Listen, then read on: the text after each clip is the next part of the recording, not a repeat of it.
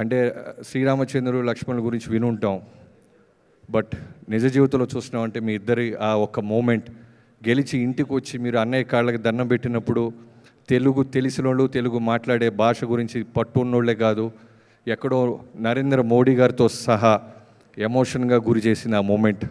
So ఒక లక్ష్మణుడు ఇలా ఉంటాడా అనిపించింది. దీనన్నిటికి కారణం చిరంజీవి గారు డ్యాన్స్లు బాగా వేస్తారు, ఫైట్స్ బాగా చేస్తారు, వీటన్నిటికి మించి కుటుంబాన్ని బలంగా ఉంచుతారు. ఎలాంటి చిన్న చిన్న మనస్పర్ధలు వచ్చినా కుటుంబాన్ని వదలరు, ఆయన అభిమానుల్ని వదలరు. నాకు ఇవాళకి గుర్తు, వాల్తేరు వీరయ్య పూజ అయిపోయింది, ఇంటికి వెళ్ళిన ఆయన అనే మీతో సినిమా అనేది నా జీవితంలో మర్చిపోలేని ఒక గొప్ప మూమెంట్.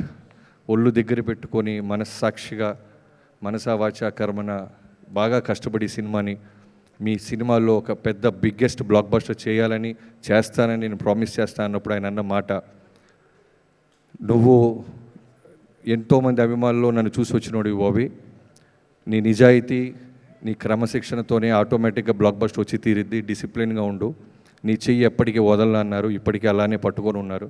థ్యాంక్ యూ అన్నయ్య. I wish you many happy returns of the day. అభిమానులందరి తరపు నుంచి చెప్తున్నాను, ఒక పవర్ స్టార్ గారిని, ఒక రామ్ చరణ్ గారిని మీ కుటుంబం నుంచి ఎంతోమందిని ఇస్తూ నిలబెడుతూ మా అభిమానులకి నెక్స్ట్ జనరేషన్స్ కూడా ఇచ్చిన మీకు థ్యాంక్ యూ సో మచ్.